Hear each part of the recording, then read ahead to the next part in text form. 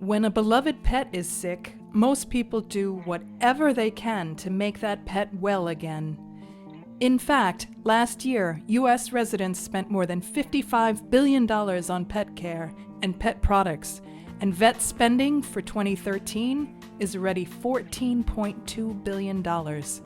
That number will likely increase again this year, and probably every year after that, according to the American Pet Products Association. But what do you do when you can't afford your vet bill? When your pet is sick and you need to find a way to help them get well? When you have somebody that loves their animals so much and their only limit is finances, it's a horrible experience for somebody to have to go through. I'm here at the West Village Veterinary Hospital in New York City, where most people find some other way besides cash to pay for their vet bill. If you've got pet insurance, you might be ahead of the game, but most people don't have it. You can always use a regular credit card to pay for vet bills, but there is another option. 2 credit cards dedicated to human healthcare expenses are also accepted by many vets. The City Health Card and the Care Credit Card can only be used for veterinary or healthcare costs, meaning you won't be tempted to use them for impulse buys at the mall. Often, you can get approved for the cards right at the vet's office before you need to pay for the procedure.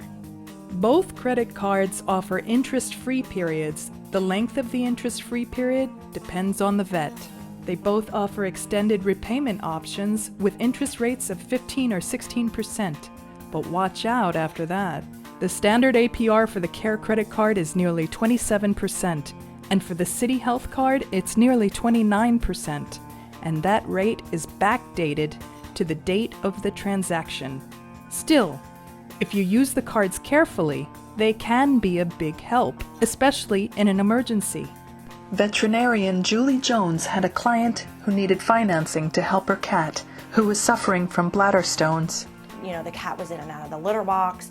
It was urinating blood, which you can see, very uncomfortable. She said, I love my cat and I want to do everything that I can, so I'm going to find a way to pay for this. So she actually applied right there on the spot in my office for Care Credit and was given a $2,000 limit.